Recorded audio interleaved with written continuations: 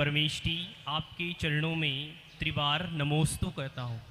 मेरा एक प्रश्न है कि पंचम काल में मंद बुद्धि के साथ जन्म होता है तो जनवरी, फरवरी या फिर हिंदी में कार्तिक, फाल्गुन, इतने सारे 12 माह बनाने की आवश्यकता क्यों पड़ी? यदि एक ही बना देते तो हम लोग को भी जल्दी याद हो जाता। इसका समाधान करें। नमोस्तु भगवान। अहो भव्योत्तम,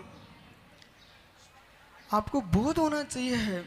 मेरु प्रतीक्षा नृत्य तो निर्लोके, मनुष्य लोक में ढाई द्वीप में सुमेरु पर्वत की परिक्रमा लगाने सूर्य चंद्र बच्चों ग्रह नक्षत्र इनके नियोग से दिन रात का भेद होता है और काल का परिवर्तन इसी के नियम से होता है।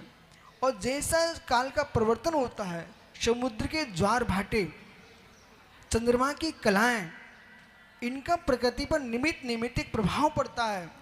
इसी के नियोग से ये 12 महीने किसी ने बनाए नहीं है। ये त्रैकालिक व्यवस्था है। कोई बनाने बैठ जाता तो रागी देसी भगवान बन जाता। वस्तु व्यवस्था कोई बनाता नहीं है। कालस्य वर्तना प्रणाम क्रिया परत्वा परत्व काल से वर्तना प्रणाम क्रिया परत्व परत्व काल द्रव्य का पड़मन है।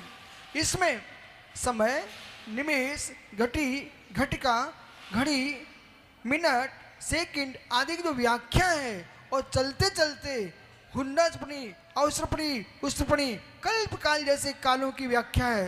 सुषमा सुषमा सुषमा सुषमा दुखमा दुखमा सुखमा दुखमा दुखमा दुखमा, ये काल का परिवर्तन चलता रहता है।